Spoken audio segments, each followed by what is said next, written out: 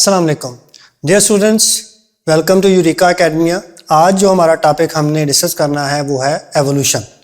ठीक है, अब हम सबसे पहले ये देखते हैं कि इस टॉपिक के अंदर कौन कौन से सब टॉपिक्स हैं जो हम लोगों ने डिस्कस करने हैं। ठीक है, ताकि आप लोगों ने जब इस टॉपिक की प्रिपरेशन करनी है तो उन सब टॉपिक्स पे आप लोग का फोकस रहे, उन टॉपिक को आप लोगों ने अच्छी तरह तैयार करना है। ठीक है, ताकि आपका जो फोकस है वो उन टॉपिक से बाहर ना जाए। अब एवोल्यूशन के अंदर हमने 4 से 5 टॉपिक जो है वो डिस्कस करने हैं। पहला जो है वो स्पेशल क्रिएशन का है, ठीक है, और फिर लमार्किज्म है, फिर जो है इससे नेक्स्ट जो है वो हमने डिस्कस करना है डार्विनिज्म, एंड देन जो मॉडर्न सिंथेसिस है जिसे हम न्यू डार्विनिज्म कहते हैं वो हम डिस्कस करेंगे। एट द एंड हमने ये देखना है कि जो एवोल्यूशन है उसके एविडेंसेस कौन कौन से हैं, किस तरह से हमें पता लगेगा कि एवोल्यूशन है। अब एक बात याद रखनी है कि जो एविडेंसेस हैं ये आप लोगों के सिलेबस के अंदर गिवन नहीं है, लेकिन हम इसे सुपरफिशियली जो है वो टच लाजमी करेंगे। ठीक है जी, तो ये हमारे वो टॉपिक हैं जिनको हमने आज के लेक्चर के अंदर कवर करना। अब सबसे पहले हम देखते हैं जी एवोल्यूशन जो हम डिस्कस करने जा रहे हैं ये है क्या, इसको कैसे डिफाइन करेंगे। तो एवोल्यूशन जो है बेसिकली क्या है, चेंज है इन हेरिटेबल कैरेक्टरिस्टिक्स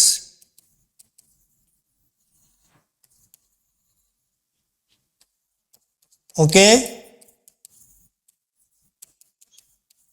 किसके, ऑफ पॉपुलेशन, के पॉपुलेशन के वो ट्रेट्स, ठीक है, जो एक जनरेशन से नेक्स्ट जनरेशन के अंदर ट्रांसफर होते हैं उसका बेसिकली चेंज है। ठीक है,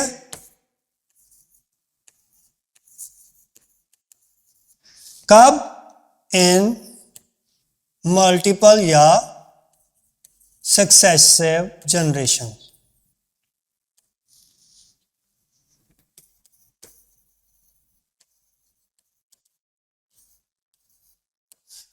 क्लियर है। तो अगर हम इसको डिफाइन करते हैं कि जी किसी भी पॉपुलेशन के वो खुसूसियात, ठीक है, जो एक जनरेशन से दूसरी जनरेशन के अंदर ट्रांसफर होती हैं, उनमें अगर तब्दीली आती है तो उस तब्दीली की वजह से क्या होता है कि काफी जनरेशन्स के बाद जाकर क्या होता है कि एक बिल्कुल नई स्पीशीज जो है वो बन जाती है, एक नया ऑर्गेनिज्म जो है वो बन जाता है जो कि अपने एंसेस्टर से डिफरेंट होता है। इस प्रोसेस को हम क्या कहते हैं, एवोल्यूशन कहते हैं। अब आप लोगों ने इस चीज का ध्यान रखना है कि ये स्लो प्रोसेस है, ठीक है, और रिक्वायर क्या करता है,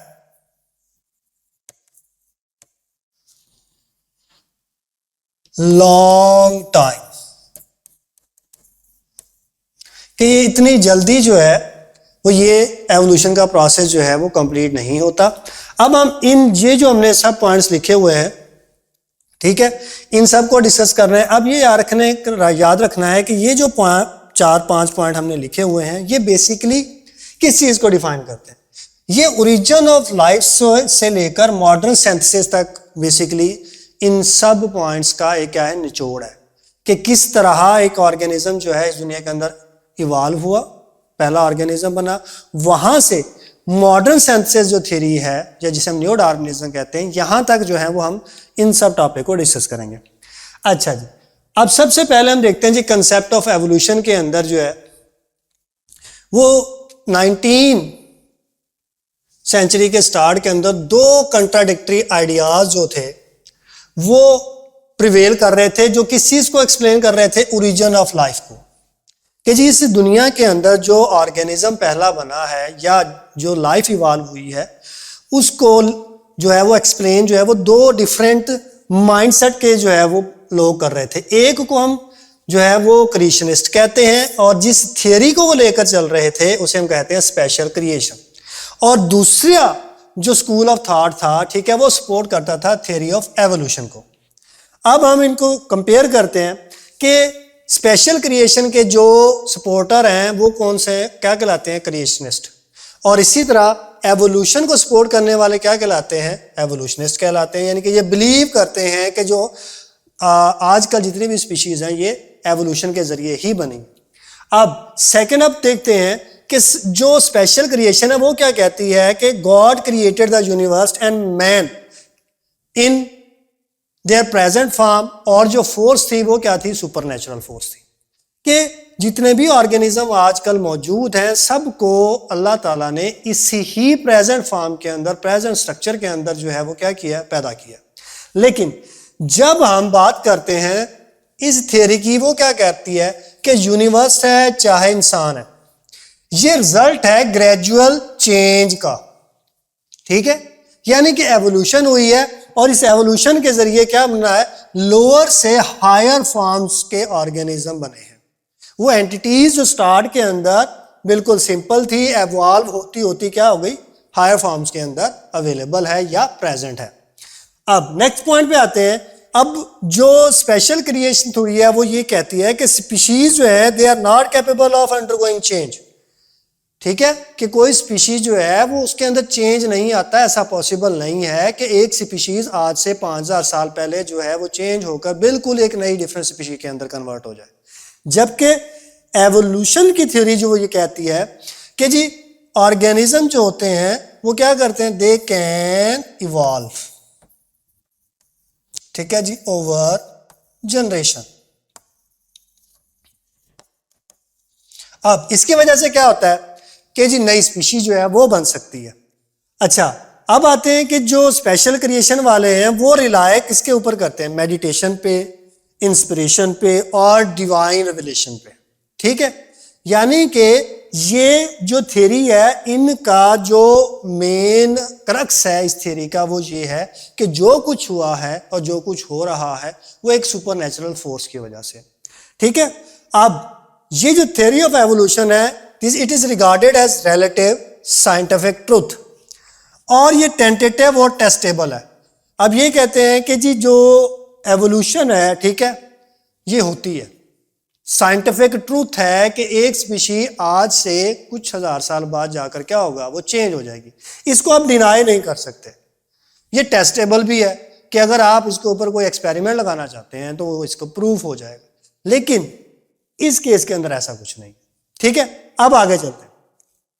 अब ये जो थ्योरी ऑफ स्पेशल क्रिएशन है, ठीक है, ये it is regarded as theological truth, और इसको हम एब्सोल्यूट मानते हैं कि इसके अंदर कोई तब्दीली नहीं हो सकती, कोई चेंज नहीं हो सकता। अब आते हैं according to theory of evolution, वो क्या कहता है कि हमारी जो अर्थ है वो ऑलमोस्ट 5 बिलियन ईयर्स ओल्ड है, और इसमें पहला ऑर्गेनिज्म जो इस दुनिया के अंदर इवॉल्व हुआ वो ऑलमोस्ट 3.5 बिलियन ईयर्स अगो जो है वो पहला ऑर्गेनिज्म जो है वो इवॉल्व होता है। ठीक है, वो था भी यूनिसेलुलर प्रोकैरियोट, जिसे हम क्या कहते हैं, आर्कियोबैक्टीरिया।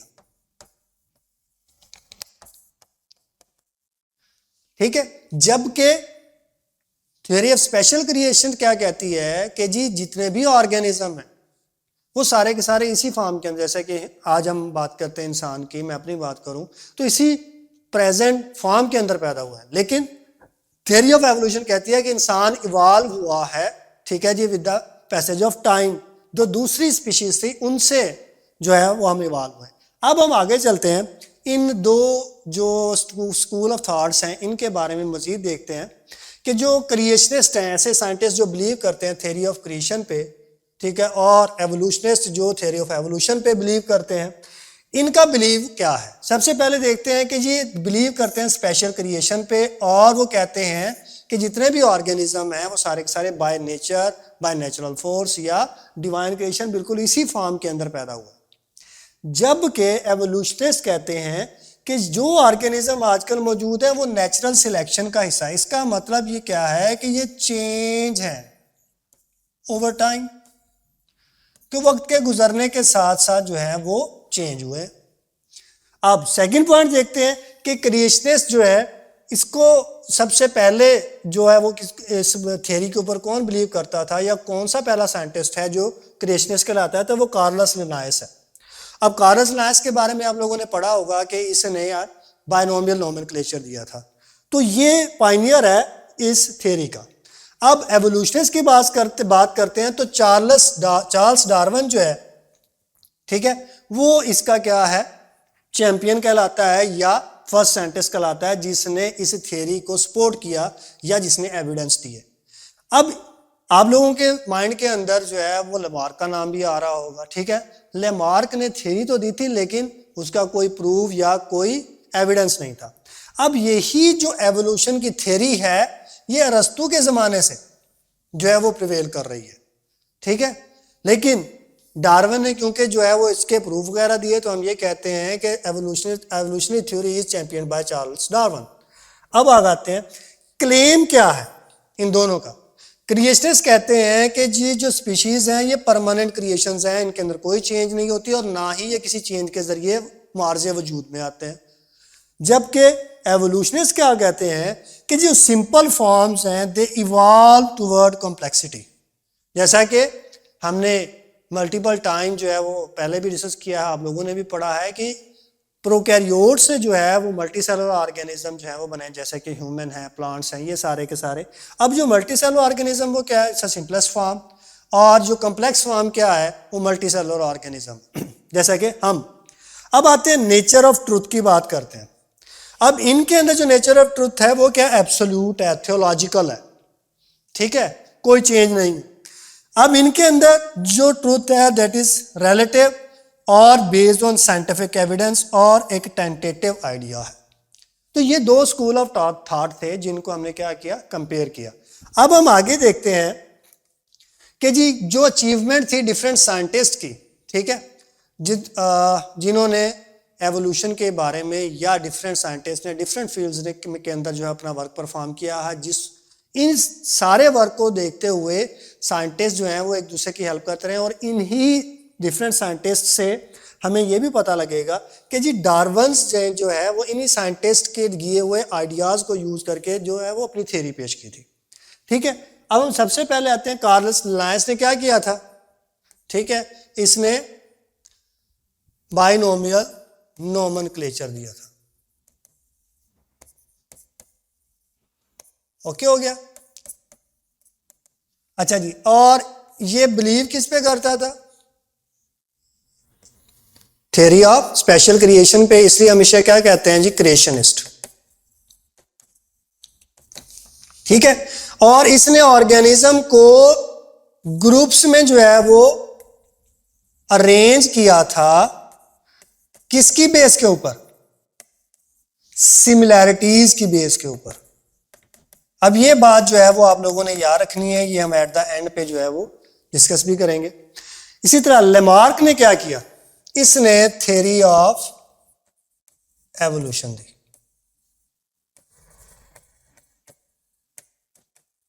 ओके हो गया। अच्छा जी, अब इसने जो थ्योरी ऑफ एवोल्यूशन दी थी, ठीक है, उसके दो बेसिक पॉइंट थे। जो अजम्पशन थी वो था जी use and disuse of organ, और जो सेकंड इसकी अजम्पशन थी वो क्या था, इनहेरिटेंस ऑफ एक्वायर्ड कैरेक्टरिस्टिक्स, ठीक है जी। अच्छा जी, नेक्स्ट है माल्थस। अब माल्थस ने क्या किया था जी, इसने प्रिंसिपल ऑफ पॉपुलेशन जो है वो दिया, प्रिंसिपल ऑफ पॉपुलेशन। अब ठीक है, प्रिंसिपल ऑफ पॉपुलेशन जो है वो किसने दिया, माल्थस ने। अब इसके मुताबिक क्या है कि जो पॉपुलेशन है वो कैसे ग्रो होती है, 1 से 2, 2 से 4 और 4 से 8, ठीक है। अच्छा जी, अब आते हैं कुवियर की तरफ। अब ये कुवियर ने बेसिकली ये एक पैलियोंटोलॉजिस्ट था और इसने एक्सप्लेन क्या किया था, ऐसे लिखा था, अर्थ हिस्ट्री बाय कैटास्ट्रोफिज्म।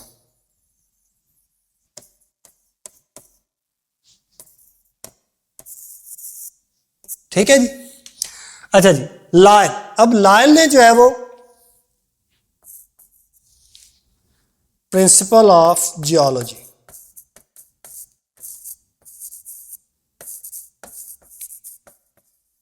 अब आगे आता है जी डार्विन। चार्ल्स डार्विन ने क्या दिया था?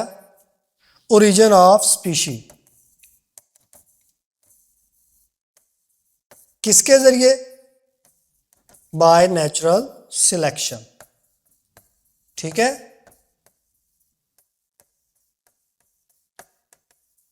अब मेंडल ने लॉज ऑफ इनहेरिटेंस ये दिए थे। ठीक है, जिसको हम क्या कहते हैं? मेंडेलियन या क्लासिकल जेनेटिक्स कहते हैं। अच्छा जी, वेलस, आल्फ्रेड वेलस ने क्या किया था? उसने अपनी थ्योरी जो है वो भेजी थी किसको? डार्विन को। अब ये जो थ्योरी थी that was similar to Darwin work.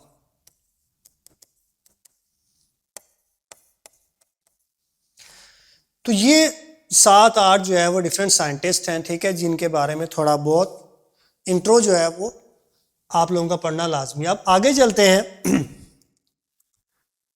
Origin of life के बारे में पढ़ते हैं।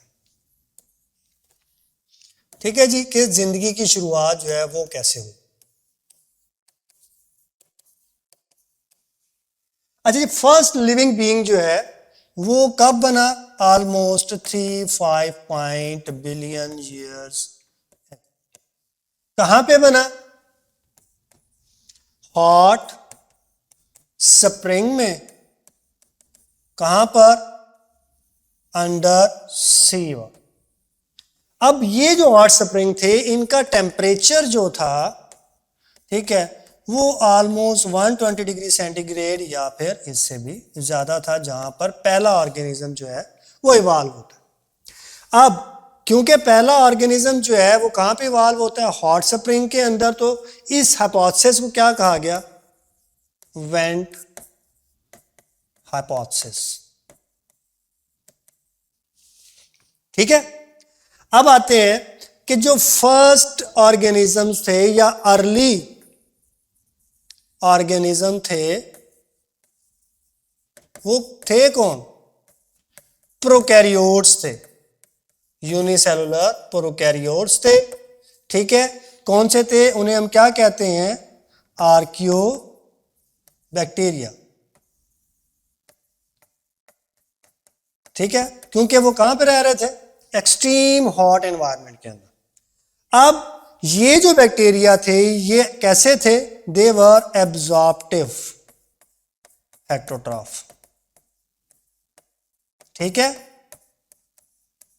फिर क्या हुआ कि वो जो स्प्रिंग था वहां पर क्या थे? जो न्यूट्रिएंट थे वो लिमिटेड क्वांटिटी के अंदर थे। तो फिर ये चेंज होते हैं किसके अंदर?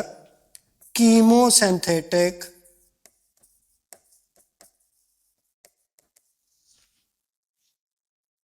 हेटेरोट्रॉफ, सॉरी, कीमोसिंथेटिक प्रोकैरियोट्स के अंदर। क्लियर है? अच्छा जी, अब ये जो कीमोसिंथेटिक जितने भी ऑर्गेनिज्म थे, ठीक है, ये क्या करते थे? यूज करते थे H2S इंस्टेड ऑफ वाटर। क्या बनाने के लिए? शुगर बनाने के लिए। क्लियर है जी? फिर बाद में क्या होता है कि जी इन्हीं कीमो सिंथेटिक जो ऑर्गेनिज्म है वहां से फोटोसिंथेटिक ऑर्गेनिज्म जो है वो इवॉल्व होते हैं। अब हम देखते हैं कि जो अर्ली अर्थ कंडीशन थी वो कैसी थी। जब दुनिया बनी है तो कहता है जी टेम्परेचर जो था वो बहुत ज्यादा था। ठीक है जी, और अल्ट्रा वायलेट रेडिएशंस जो थी वो डायरेक्ट जो है वो कहां पे पहुंचती थी? अर्थ पे। अब यही जो अल्ट्रा वायलेट रेडिएशंस हैं ये क्या करती थी? वाटर को ब्रेक डाउन करती। ठीक है, किसके अंदर? कार्बन सॉरी हाइड्रोजन और ऑक्सीजन, ठीक है, O2 एंड हाइड्रोजन। अब क्या होता है with the passage of time, ये जो हमने पढ़ा के कीमोसिंथेटिक जो प्रोकैरियोट थे, ठीक है, तो वो किस में कन्वर्ट होते हैं,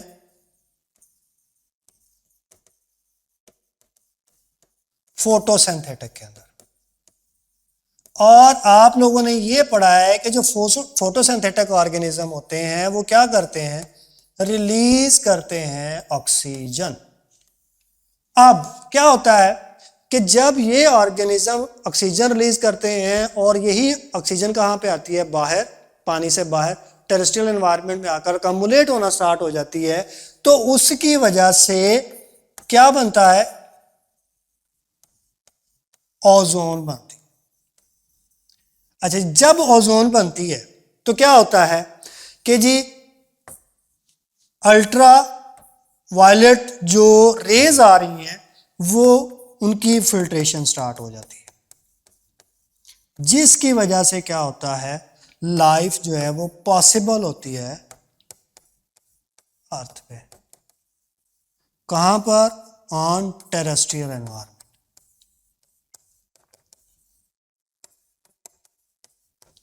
ठीक है, अब स्टार्ट के अंदर जब जो है वो अल्ट्रावायलेट रेडिएशन जो थी वो डायरेक्टली जमीन पे पहुंच रही थी, तो उस टाइम जो एनवायरनमेंट था वो क्या था, रिड्यूस्ड। और जब ऑक्सीजन अकमुलेट हो गई, ओजोन बन गई, तो तब एनवायरनमेंट क्या हो गया, ऑक्सीडाइज्ड। अब जब ये सारा कुछ होता है, ओजोन बनती है, ठीक है जी, टेरेस्ट्रियल एनवायरनमेंट के अंदर लाइफ पॉसिबल होती है, तो इसका मतलब क्या है, लाइफ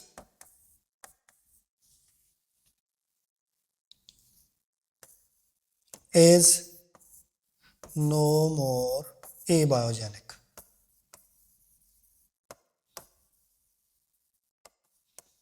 ठीक है जी, कि अब लाइफ जो है वो बगैर किसी दूसरे ऑर्गेनिज्म से या अपने एंसेस्टर से बगैर जो है वो मार से वजूद में नहीं आ सकती। इससे पहले जो था वो आप लोगों ने एक थ्योरी पढ़ी होगी, एबायोजेनेसिस। तो एबायोजेनेसिस क्या आता है, जैसे कि हमने पढ़ा कि जी फर्स्ट पहला ऑर्गेनिज्म कहां पे बना, हॉट स्प्रिंग में। ओके, हो गया। अब हम आगे देखते हैं। अच्छा जी, सॉरी, यहां पे एक चीज देखें कि जब ओजोन बनती है और लाइफ पॉसिबल होती है तो ये होता कब है, ऑलमोस्ट 430 मिलियन ईयर्स एगो। ठीक है, तो आज से ऑलमोस्ट 430 मिलियन ईयर्स जो है वो कबल ये ओजोन के लेयर बनती है। अच्छा जी, अब हम चलते हैं कि जी ये जो एवोल्यूशन हुई है उसमें स्टेप क्या थे। जैसा कि मैंने पहले बताया कि जो कीमोसिंथेटिक थे वो क्या यूज करते थे, यूज करते थे H2S को, किसके लिए, to reduce carbon dioxide into sugar. ठीक है, फिर होता है ऑक्सीजन की अम्बुलेशन। ऑक्सीजन की अम्बुलेशन कब होती है, जब फोटोसिंथेटिक ऑर्गेनिज्म रिलीज करते हैं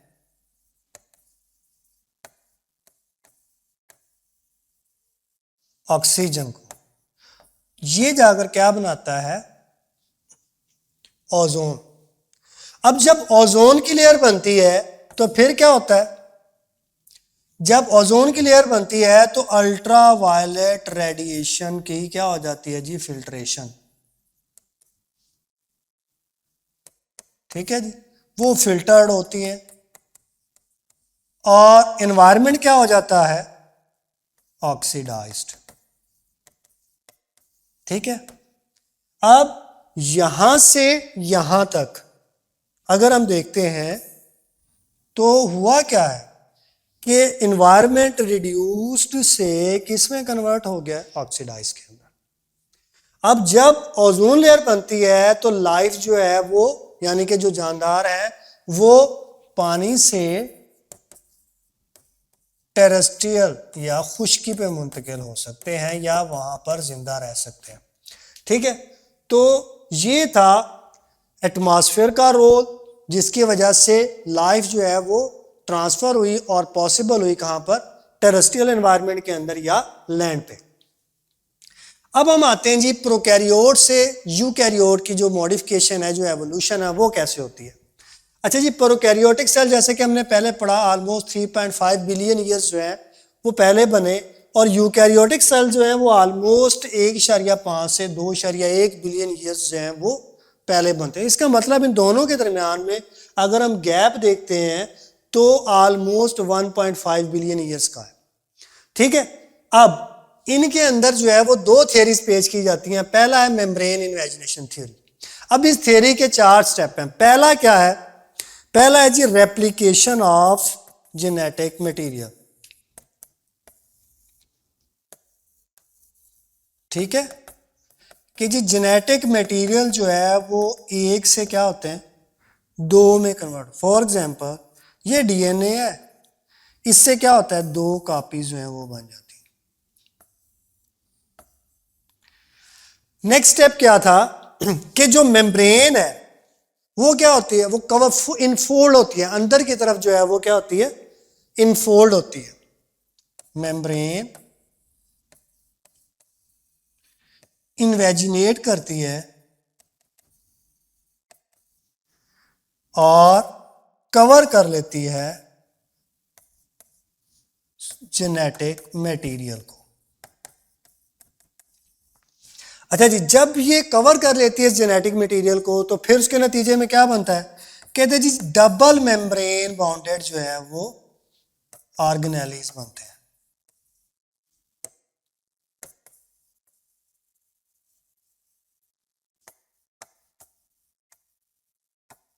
ओके हो गया। अब कौन कौन से ऑर्गेनेलीज जो हैं वो इस प्रोसेस के जरिए बने, जैसा कि न्यूक्लियस है, माइटोकॉन्ड्रिया है और क्लोरोप्लास्ट है। ठीक है, तो मेम्ब्रेन इन्वेजिनेशन थ्योरी जो है वो सिर्फ इन 3 जो है वो ऑर्गेनेलिस के लिए है कि जब मेम्ब्रेन इन्वेजिनेट करती है तो वो जेनेटिक मटेरियल को कवर करके डबल मेम्ब्रेन बाउंडेड ऑर्गेनेलिस जो है वो बना देती है। ठीक है, और वो ऑर्गेनेलिस कौन कौन सी पॉसिबल है, न्यूक्लियस है, माइटोकॉन्ड्रिया है और क्लोरोप्लास्ट है। अब सेकंड थ्योरी जो है वो हम देखते हैं एंडोसिम्बार्ट थ्योरी। अब एंडोसिम्बार्ट थ्योरी क्या है, वो ये कहती है कि जी लार्ज एनारोबिक बैक्टीरिया जो है वो इंजेस्ट करता है किसको,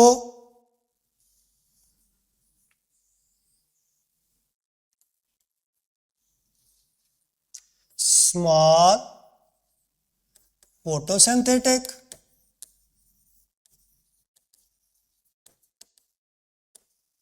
या एरोबिक या मोटाइल बैक्टीरिया।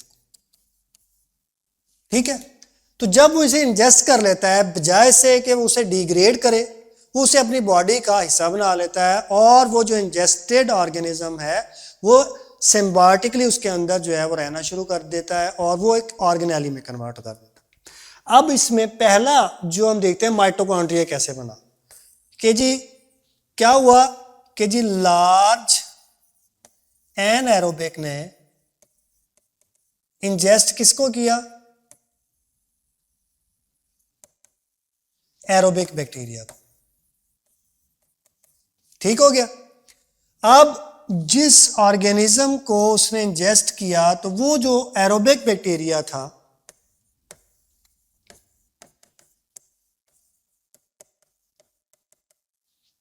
लिव इनसाइड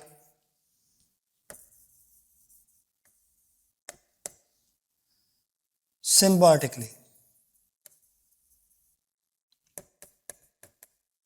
ठीक है जी, अब जब वो अंदर रहना शुरू हो गया तो वो किस में कन्वर्ट हो गया, बाद में माइटोकॉन्ड्रिया। क्योंकि माइटोकॉन्ड्रिया क्या है, ये पावर हाउस है, तो एरोबिक जो बैक्टीरिया है ठीक है, वो भी क्या करता है, ऑक्सीजन को यूज करके एटीपी प्रोडक्शन की सलाहियत रखता है। अब हम आते हैं क्लोरोप्लास्ट के केस के अंदर। अब यहाँ पे जो है जो ऑर्गेनिज्म इंजेस्ट किया गया वो कौन सा था कि जी जो जिसे हम ब्लू ग्रीन एल्गी कहते हैं या सियानोबैक्टीरिया जो है, ठीक है, उसको इंजेस्ट किया गया। और ये सियानोबैक्टीरिया ने क्या किया, इट लिव इनसाइड सिम्बायोटिकली। अच्छा जी, अब बाद में ये किस में कन्वर्ट हो गया, क्लोरोप्लास्ट के अंदर। अब ये याद रखना लाजमी है कि चाहे वो सियानोबैक्टीरिया हो या एरोबिक बैक्टीरिया हो, इन दोनों केस के अंदर उन्होंने क्या किया, they retain their DNA ribosomes. ठीक है, कि ऐसा पॉसिबल नहीं है कि जब वो सियानोबैक्टीरिया या एरोबिक बैक्टीरिया जब वो उसकी बॉडी के अंदर सिम्बायोटिकली रह रहे थे तो उन्होंने अपना डीएनए और राइबोसोम जो है वो क्या किया, लूज कर दिया। नो, बल्कि उन्होंने ये चीज़ें अपने बॉडी के अंदर रिटेन रखी। और हमें आजकल ये पता है, ये थ्योरी कहती है कि जो क्लोरोप्लास्ट का डीएनए है, क्लोरोप्लास्ट का राइबोसोम है, इसी वजह से जो है वो आजकल हम कहते हैं कि क्लोरोप्लास्ट हो, माइटोकॉन्ड्रिया, इनका अपना डीएनए मौजूद होता है। ठीक है जी। तो थर्ड जो एक और माइक्रो ऑर्गेनिज्म जिसको इंजेस्ट करके फ्लैजेला बनाया गया था उसे हम क्या कहते हैं जी, स्पायरोचीट। ठीक है जी, स्पायरोचीट को जब इंगल्फ किया गया तो वो किस में कन्वर्ट हो गया, फ्लैजेला में। ठीक है, तो ये एंडोसिम्बायोट की थ्योरी है, ठीक है, जो कि लिन मार्गुलिस ने दी थी। अब कोई भी प्रोसेस हो, वो एंडोसिम्बायोट वाला हो या मेम्ब्रेन इन्वेजिनेशन हो, इसकी वजह से क्या होता है कि जो लाइफ है अर्थ पे वो क्या हुई, प्रोकैरियोट से किसमें कन्वर्ट हो गई, यूकैरियोट के अंदर। और यूकैरियोट से फिर क्या बने, सिंपल मल्टी सेलुलर ऑर्गेनिज्म बने, मल्टी सेलुलर कॉम्प्लेक्स ऑर्गेनिज्म बने। ठीक है, तो रिजल्ट क्या हुआ,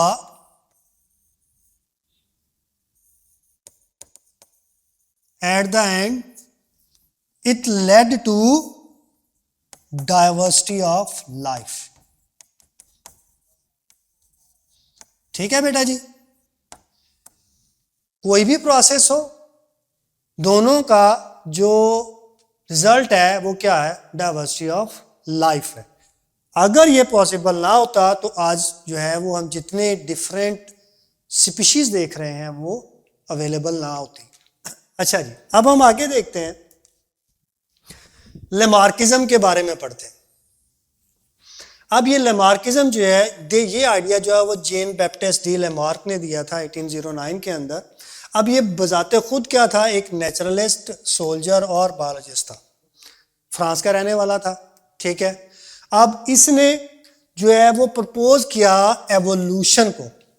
अब वो एवोल्यूशन कहता है जो होती है वो in accordance with natural laws होती है, जो कुदरती कानून है उसी के नतीजे में, उसी के ज़ेरे साया जो है वो एवोल्यूशन होती है। ऐसा पॉसिबल नहीं है कि कोई बगैर नेचुरल लॉ को फॉलो किए कोई प्रोसेस हो जाए। अब आता है, ये पहला पर्सन था जिसने प्रपोज किया था कि ऑर्गेनिज्म के अंदर चेंजेस होती हैं, किसकी वजह से, नेचुरल फिनोमिना या नेचुरल प्रोसेस के जरिए। अब ये याद रखना है कि इसने जो थ्योरी दी थी उसे क्या कहा जाता है, थ्योरी ऑफ एवोल्यूशन। ठीक है बेटा जी, तो ये पहला साइंटिस्ट था जिसने ये थ्योरी दी।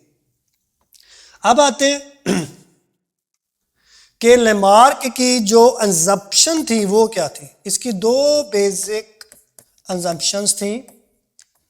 एक क्या था, use and disuse of organ.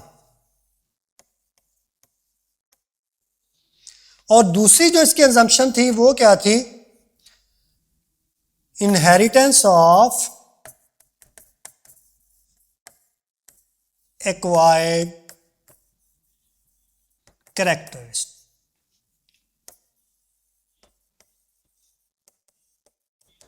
ठीक है जी। तो ये दो इसकी बेसिक assumption थी जिसको इसने एक्सप्लेन किया। अब हम इनको वन बाय वन देखते हैं। अब पहला जो है use and disuse of organ है। क्या है जी? Use and disuse of organ. ठीक है। अब ये क्या कहता है कि जो फ्रीक्वेंटली यूज होते हैं हमारी बॉडी के ऑर्गन्स, ठीक है, वो क्या हो जाते हैं जी? ग्रो होते हैं, रिटेन रहते हैं। और वो ऑर्गन जो हम यूज नहीं करते, ठीक है, वो क्या होते हैं? बॉडी हमारी जो है उन ऑर्गन से जान छुड़ाती है और वो क्या होना स्टार्ट हो जाते हैं? डिसअपीयर हो जाते हैं।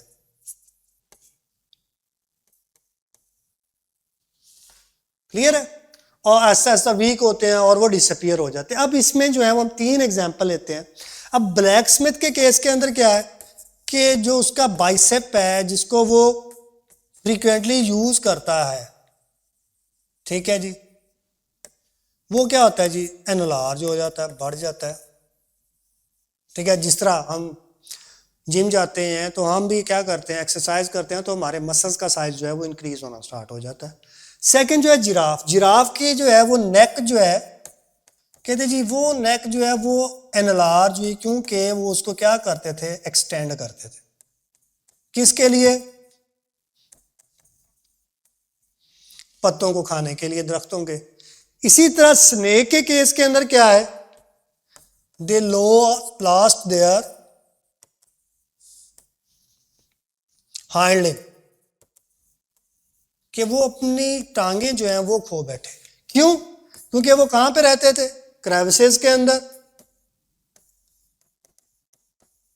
ठीक है जी, होल्स के अंदर, बिल्स के अंदर। ठीक है। तो आहिस्ता आहिस्ता क्योंकि वो उनको यूज नहीं कर देते, आहिस्ता आहिस्ता जो है उनकी हाइंड लिम्ब जो है वो क्या हो गई? इलिमिनेट हो गई, खत्म हो गई। अब सेकंड जो है जिसको हम इनहेरिटेंस ऑफ एक्वायर्ड कैरेक्टरिस्टिक कहते हैं, क्या कहता है कि जी वो ट्रेट या प्रॉपर्टीज जो कोई भी ऑर्गेनिज्म एक्वायर करता है, हासिल करता है, कब? ड्यूरिंग देयर लाइफ, वो ट्रांसफर होते हैं next generation.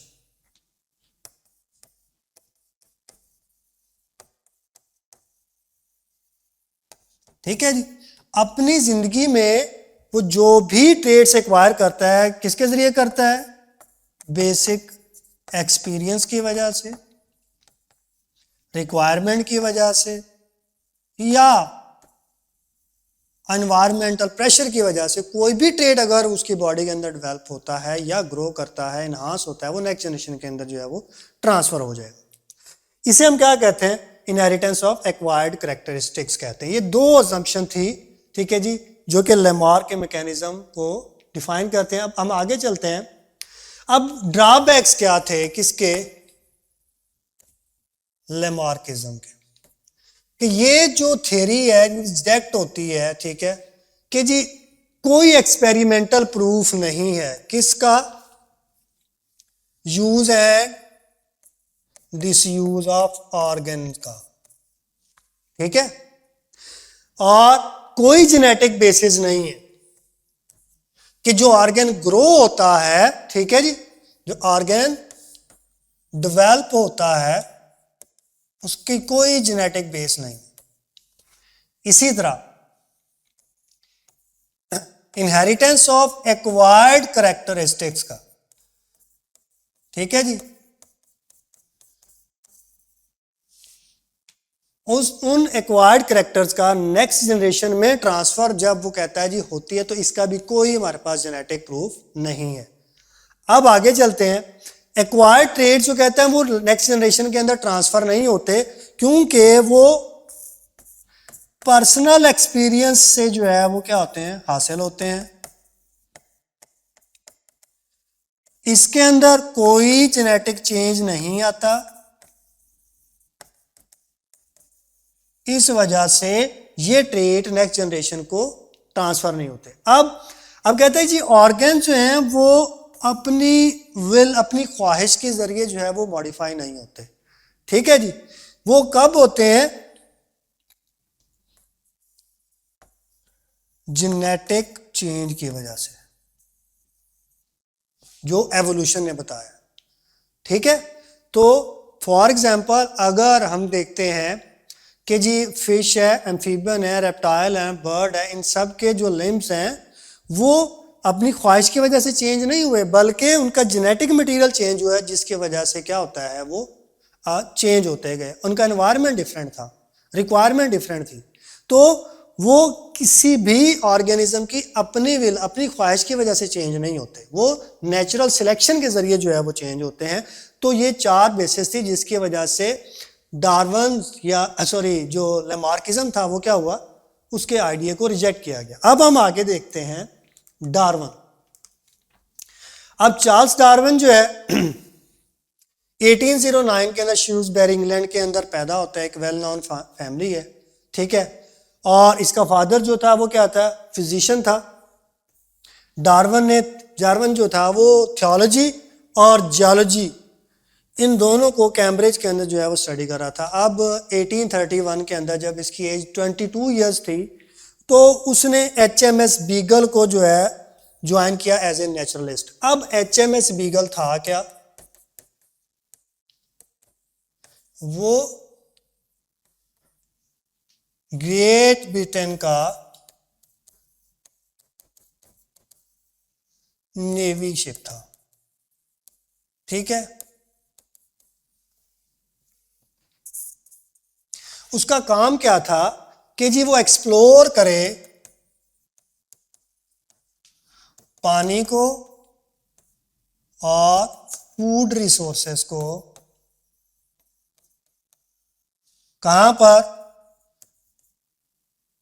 Along north America. ठीक है जी, तो वो इसको ज्वाइन करता है। अब हम आते हैं कि जी ये 1831 के अंदर जो है वो इस सफ़र को ज्वाइन करता है और फिर 1836 को वो क्या होता है, रिटर्न होता है। ठीक है, और इस सफ़र के दौरान वो कहाँ पे जाते हैं कि वो नॉर्थ अमेरिका के जो कोस्टल एरियाज हैं, ठीक है, कोस्टल एरियाज को एक्सप्लोर करते हैं नॉर्थ अमेरिका के। और बहुत सारे जो हैं ये आइलैंड जो हैं उनका सफ़र करते हैं, उनको एक्सप्लोर करते हैं, लेकिन इनमें से एक आइलैंड जिसे हम क्या कहते हैं, गैलापेगोस, ये आइलैंड जो था वो बहुत इंटरेस्टिंग रहा और इसके ऊपर उसे जो है वो बहुत ज़्यादा डाइवर्सिटी मिली। और ये जो बेसिकली गैलापेगोस आइलैंड था ये ऑलमोस्ट 965 किलोमीटर अवे था from main land of north America. अच्छा जी, अब जब गैलापेगोस पे जो है वो चार्ल्स डार्विन जाता है तो उसे वहाँ पर जो है वो डिफरेंट टाइप के फाना और फ्लोरा मिलते हैं। ठीक है, यहाँ के जो एनिमल्स हैं, जो प्लांट्स हैं, ठीक है, वो टोटली डिफरेंट होते हैं। कहाँ से जी, ग्रेट ब्रिटेन से। तो अब हम आगे देखते हैं कि जी इस गैलापेगोस के अंदर जो है वो डार्विन को क्या मिलता है। अच्छा डियर स्टूडेंट्स, अब हम नेक्स्ट जो देखते हैं डार्विन के फिंचेस या उसके की ऑब्जर्वेशन के बारे में जो है वो पढ़ते हैं कि डार्विन को जो गैलापेगोस आइलैंड है वहाँ पर जितनी भी स्पीशीज़ मिलती हैं उनके दरमियान में बहुत ज़्यादा सिमिलरिटीज़ और डिफरेंसेस उसे मिलते हैं, चाहे वो प्लांट्स की स्पीशीज़ हैं या एनिमल्स की। अब फिंचेस के बारे में वो ये देखता है कि उसको 13 to 14 different type of species जो है वो मिलती हैं, जिनके बीक का साइज और उनकी शेप जो है वो एक दूसरे से डिफरेंट है। अब क्योंकि बीक की शेप और उसका साइज भी डिफरेंट है, तो वो सारी की सारी जो है वो डिफरेंट काइंड ऑफ फूड्स जो है उससे अडॉप्टेड है। वो एक दूसरे से खाना भी एक दूसरे का जो है उनसे डिफरेंट है। अब आते हैं, अब हम इसके समराइज करते हैं डार्विन के वर्क को कि जी 1831 के अंदर जो है वो अपना सफर स्टार्ट करता है और 14 डिफरेंट टाइप की जो है वो फिंचेस कलेक्ट करता है। कहां से लेता है जी? गैलापागोस आइलैंड से। ठीक है जी। और फिर 1836 के अंदर जो है वो रिटर्न होता है बैक टू ब्रिटेन। 1844 के अंदर जो है वो क्या करता है, लॉन्ग ऐसे लिखता है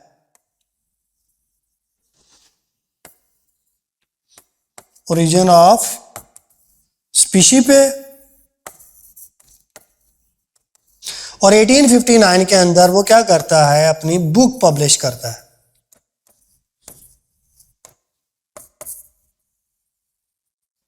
ठीक है जी। तो ये कुछ इवेंट्स थे जो डार्विन से रिलेटेड थे। अब हम आगे चलते हैं। अब जो डार्विनिज्म का कोर जो है या जो उसकी मेजर जो अजम्पशन थी उनको डिस्कस करते हैं। उनमें से जो पहली जो अजम्पशन है वो क्या है, डिसेंट विद मॉडिफिकेशन। अब ये जो उसकी अजम्पशन है उसके अकॉर्डिंग क्या है, वो ये कहता है कि जितने भी स्पीशीज हैं दे descend from a common ancestor, कि एक ही स्पीशीज से जो है या एक ही ऑर्गेनिज्म से सारे ऑर्गेनिज्म जो है वो इवॉल्व हुए हैं। अब जो डार्विन है वो बिलीव करता है कि इस पे जी परसीव्ड यूनिटी ऑफ लाइफ पे। ठीक है। अब परसीव्ड यूनिटी ऑफ लाइफ पे वो यकीन रखता है और वो ये कहता है कि जो लाइफ है इज लाइक अ ट्री।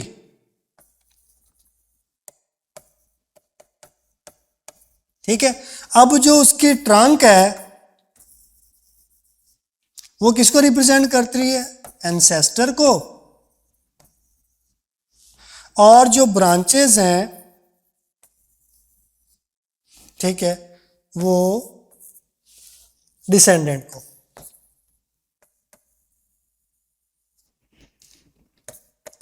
और जो उसकी टिप है ट्री की वो किसको रिप्रेजेंट करती है, प्रेजेंट डाइवर्सिटी ऑफ ऑर्गेनिज्म को।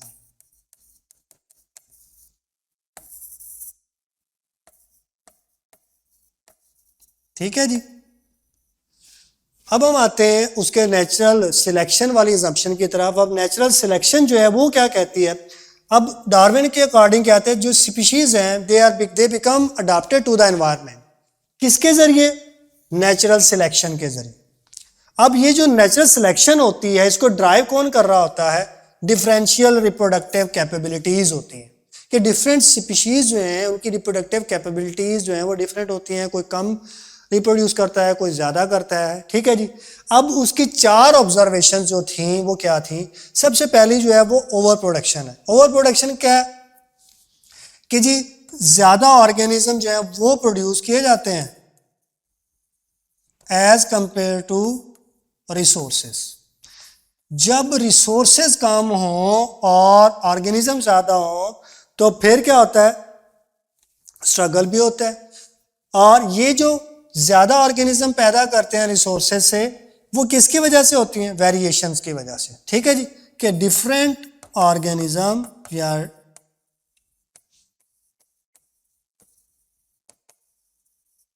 Have different abilities.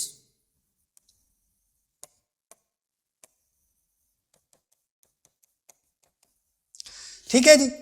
तो इस वजह से वो ओवर प्रोडक्शन हो जाती है। अब जब ऑर्गेनिज्म डिफरेंट होंगे और उनकी तादाद भी ज़्यादा होगी तो फिर क्या होगा, स्ट्रगल फॉर एग्जिस्टेंस होगी। ठीक है जी। तो जो ऑर्गेनिज्म होंगे वो क्या करेंगे, कंपीट करेंगे। किसके लिए, फूड के लिए, ठीक है जी, शेल्टर के लिए। और उनमें से वो बचेगा जो उस अकॉर्डिंग, उस एनवायरनमेंट के अकॉर्डिंग फिट होगा, यानी कि हु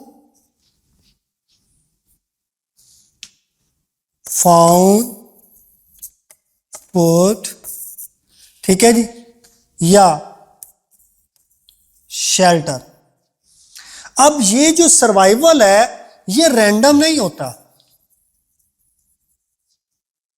बल्कि क्या होता है, बेस करता है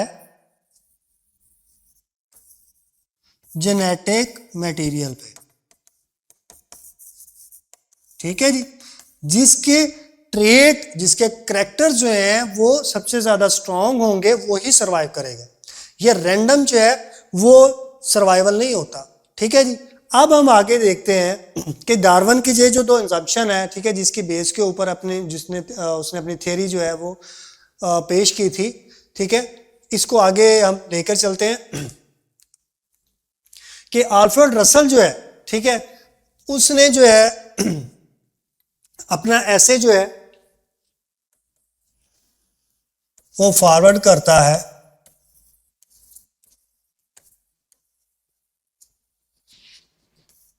किसको जी, डार्विन को। ओके हो गया। अब डार्विन का एसे और वेलस का पेपर, ठीक है, इन दोनों को कंबाइनली जो है वो लीनियन सोसाइटी ऑफ लंदन में जो है 1858 के अंदर जो है प्रेजेंट किया जाता है, और दो पेपर होते हैं, ठीक है। पहला जो है on the tendency of species to form varieties, और सेकंड वन जो है on the perpetuation of varieties. अब ये दो जो है पेपर प्रेजेंट होते हैं। अब ये याद रखना है, जो अल्फ्रेड वेलस का जो काम है वो सिमिलर है डार्विन से, इसलिए इन दोनों को जो है वो एक ही मरतबा 1858 के अंदर जो है वो प्रेजेंट किया जाता है। अब हम नेक्स्ट देखते हैं कि जो डार्विन का वर्क है उसकी पब्लिकेशन, और उससे जो है वो न्यू डार्विनिज्म की जो है वो सेंसिस। अब 1842 के अंदर वो क्या करता है कि जी अपने 35 पेज का जो उसने स्केच होता है वो बनाता है, ठीक है, स्केच ऑफ हिज थ्योरी। उसको वो कन्वर्ट करता है 1844 तक 250 पेजेस के लॉन्ग एसे में। 1858 के अंदर क्या होता है, ज्वाइंटली है वो अपने वर्क को प्रेजेंट करता है, किसके साथ, अल्फ्रेड वेलस के साथ।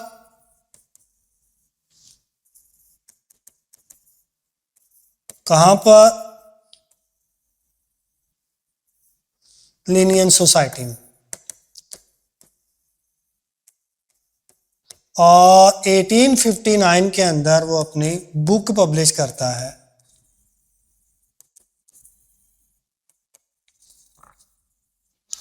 ओरिजिन ऑफ स्पीशी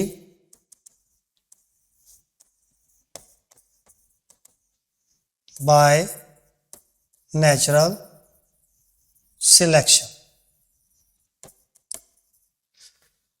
ठीक है जी। अब हम नेक्स्ट आते हैं न्यू डार्विनिज्म की तरफ। अब न्यू डार्विनिज्म को हम मॉडर्न एवोल्यूशनरी सिंथेसिस भी कहते हैं, 1940 के अंदर जो है ये प्रेजेंट की गई।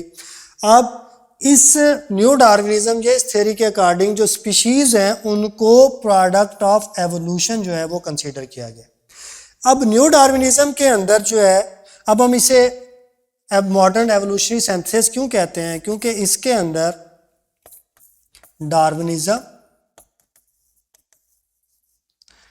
जेनेटिक्स, मॉलिक्यूलर बायोलॉजी,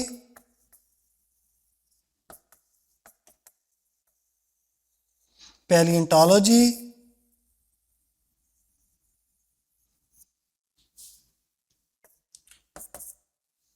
और सेल बायोलॉजी, इन सब को जो है वो कंसीडर किया गया है। इसीलिए हम इसे क्या कहते हैं, एवोल्यूशनरी सेंसेस कहते हैं।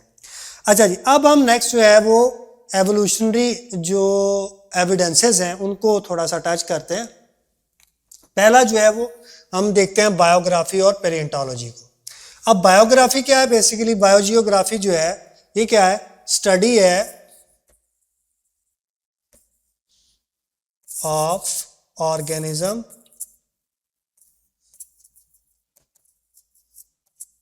on different areas of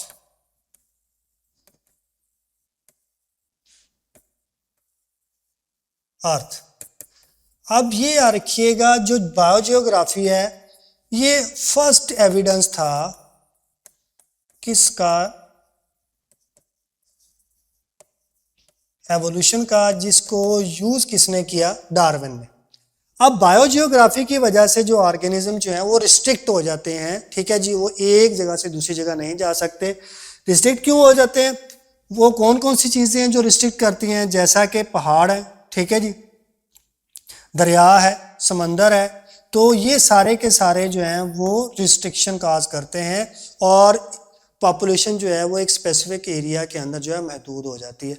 और इन्हीं वजह से क्या होता है कि जब दो पॉपुलेशन एक दूसरे से दूर हो जाती हैं, एक दूसरे के साथ क्रॉस ब्रीड नहीं कर पाती, तो वक्त के साथ साथ दोनों पॉपुलेशन जो होती हैं वो चेंज हो जाती हैं और नई स्पीशीज जो है वो इवॉल्व होती है। ठीक है जी।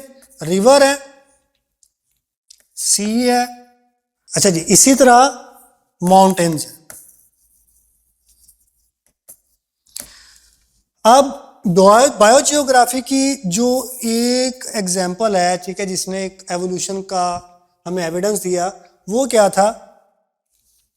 आर्मेडिलोस। ये आप लोगों ने याद रखना है, ठीक है। ये रिस्ट्रिक्टेड है और ये सिर्फ कहाँ पे मौजूद है जी? नॉर्थ अमेरिका के अंदर।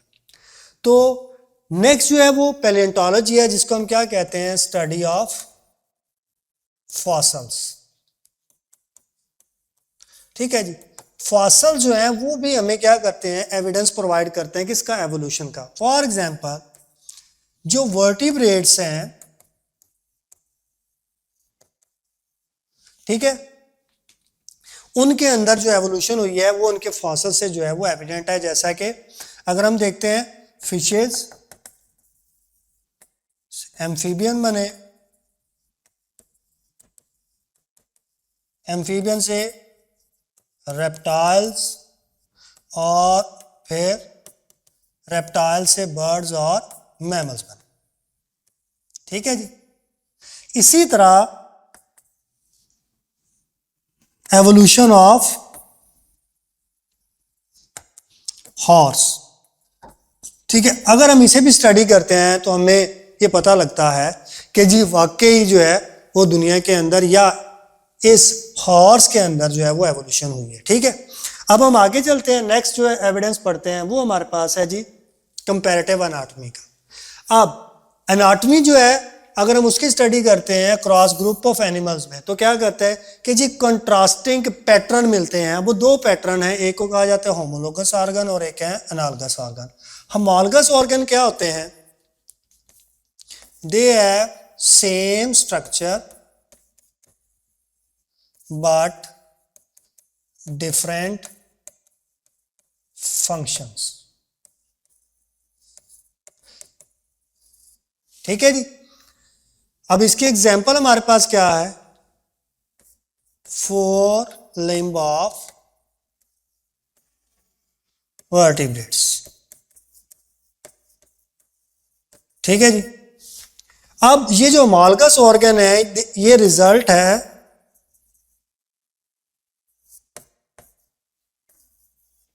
डाइवर्जेंट एवोल्यूशन का। अब डाइवर्जेंट एवोल्यूशन में क्या होता है कि जी कॉमन एंसेस्टर होता है,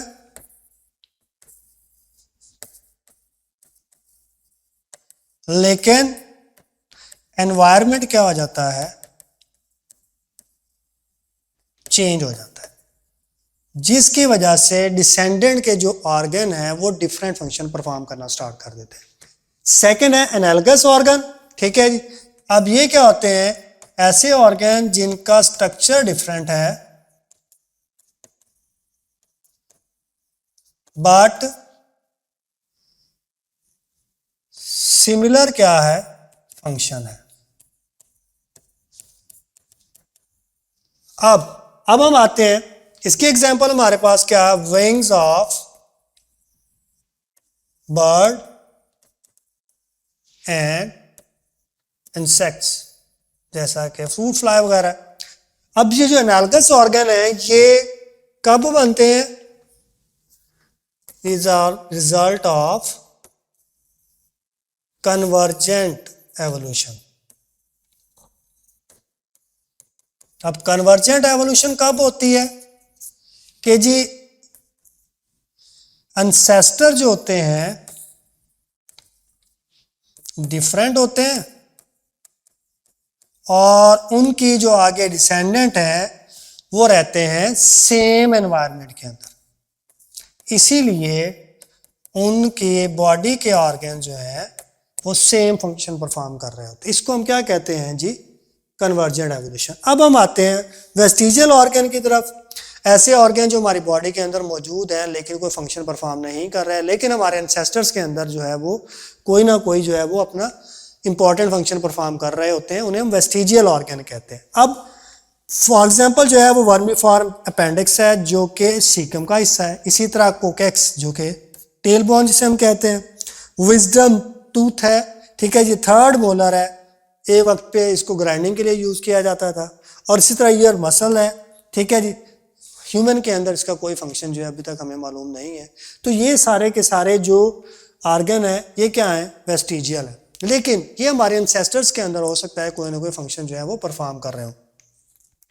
अब हम आगे चलते हैं कंपैरेटिव एम्ब्रियोलॉजी के अंदर। अब कंपैरेटिव एम्ब्रियोलॉजी के अंदर क्या होता है, अगर हम इसके एग्जांपल लेते हैं तो जब भी एम्ब्रियो डेवलप हो रहा होता है, ठीक है, एम्ब्रियोलॉजी के अंदर हम क्या कहते हैं, डेवलपमेंट ऑफ एम्ब्रियो को देखते हैं, तो अर्ली स्टेज के अंदर क्या होते हैं जी, मोर सिमिलर के जी डिफरेंट ऑर्गेनिज्म जो होते हैं अर्ली स्टेज ऑफ डेवलपमेंट के अंदर एक दूसरे से बहुत ज्यादा मिल रहे होते हैं। अगर हम वर्टिब्रेट के अंदर भी देखें तो जो हमारा अर्ली एम्ब्रियोनिक स्टेजेस हैं वो सब की, फिशेस, एम्फीबियन, रेप्टाइल, बर्ड्स, इन सब की जो है वो मोर और लेस सिमिलर है, लेकिन लेटर ऑन क्या होता है, वो एक दूसरे से डाइवर्ज हो जाते हैं, ठीक है। अच्छा जी, अब इसकी एग्जांपल जो है वो हमारे पास क्या है, वो है यूस्टेशियन ट्यूब, ठीक है। अब यूस्टेशियन ट्यूब जो है वो क्या करती है, कनेक्ट करती है मिडल ईयर को थ्रॉट के साथ। अब आते हैं जी मॉलिक्यूलर बायोलॉजी जो है, इसको भी हम एज एन एविडेंस यूज कर सकते हैं कि जो सिमिलैरिटीज हैं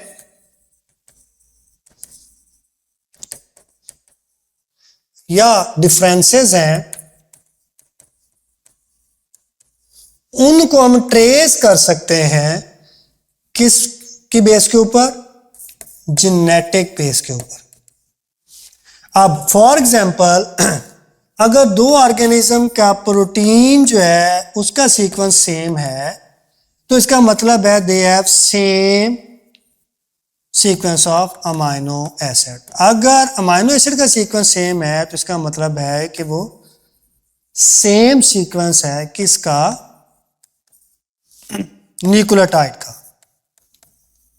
और अगर ऐसा है तो इसका मतलब है उन दोनों ऑर्गेनिज्म का एंसेस्टर क्या है, कॉमन है, एंसेस्टर कॉमन है। अब इसके एग्जांपल जो है वो हमारे पास क्या है, साइटोक्रोम सी ऑक्सीडेज, ये ऑलमोस्ट सब एरोबिक ऑर्गेनिज्म के अंदर जो है वो मौजूद है।